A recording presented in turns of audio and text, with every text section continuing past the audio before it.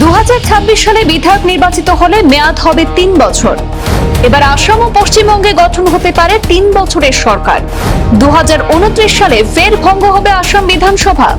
মহিলা সংরক্ষণ কার্যকর করতে লোকসভায় 850 আসন চায় মোদী সরকার। আসন বৃদ্ধি হবে লোকসভা এবং বিধানসভায়ও। সমগ্র দেশে একসঙ্গে নির্বাচন অনুষ্ঠিত হওয়ার সম্ভাবনা। আসাম বিধানসভার 126টি আসন বৃদ্ধি হয়ে 189 আসন করা হবে। 61টি আসন সংরক্ষণ করা হবে আসাম বিধানসভায়। আসামে লোকসভা আসন 14টি থেকে বেড়ে হতে পারে অন্তত 21টি। পশ্চিমবঙ্গে লোকসভা আসনও 42টি থেকে বেড়ে হতে পারে অন্তত 63টি। কাল থেকেই বসছে সংসদের বিশেষ অধিবেশন। উত্থাপিত হওয়ার সম্ভাবনা রয়েছে মহিলা সংরক্ষণ বিলেরও। 2029 থেকে বদলে যেতে পারে দেশের নির্বাচনী ছবি। সংসদে লোকসভার পুনর্বিন্যাস এবং মহিলা সংরক্ষণ আইনের সংশোধনী বিল পেশ করতে সক্রিয় হয়েছে প্রধানমন্ত্রী নরেন্দ্র মোদীর সরকার।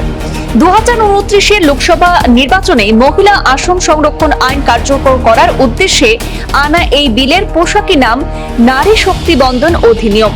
আর সেই বিলের সঙ্গে 131তম সংবিধান সংশোধনী বিলও পেশ করা হবে আসন্ন অধিবেশনে। সংসদের 2 কক্ষে পাশ হওয়ার পরে রাষ্ট্রপতির অনুমোদন পেলে লোকসভার আসন সংখ্যা 543 থেকে বেড়ে 850 হতে পারে। বিলের খসড়ায় এমনই প্রস্তাব রয়েছে। গতকাল মঙ্গলবার খসড়া পেয়ে গিয়েছেন সমস্ত সাংসদরা। কেন্দ্রের একটি সূত্র জানাচ্ছে, মহিলা সংরক্ষণ কার্যকর করার উদ্দেশ্যে সব রাজ্যেরই লোকসভা আসন ন্যূনতম 50% করে বাড়িয়ে দেওয়া হবে। আর সেই অনুযায়ী আসামে লোকসভা আসন 14টি থেকে বেড়ে হতে পারে অন্তত 21টি। আর পশ্চিমবঙ্গে লোকসভা আসন 42টি থেকে বেড়ে হতে পারে অন্তত 63টি।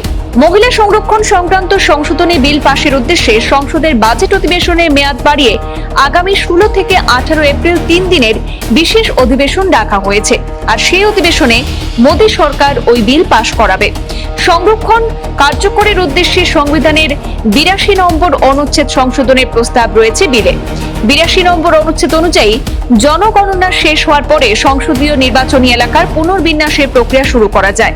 কিন্তু জনগণনার রিপোর্ট প্রকাশের আগে লোকসভার আসন বাড়িয়ে মহিলা সংরক্ষণ চালু করতে চাইছে মোদী সরকার।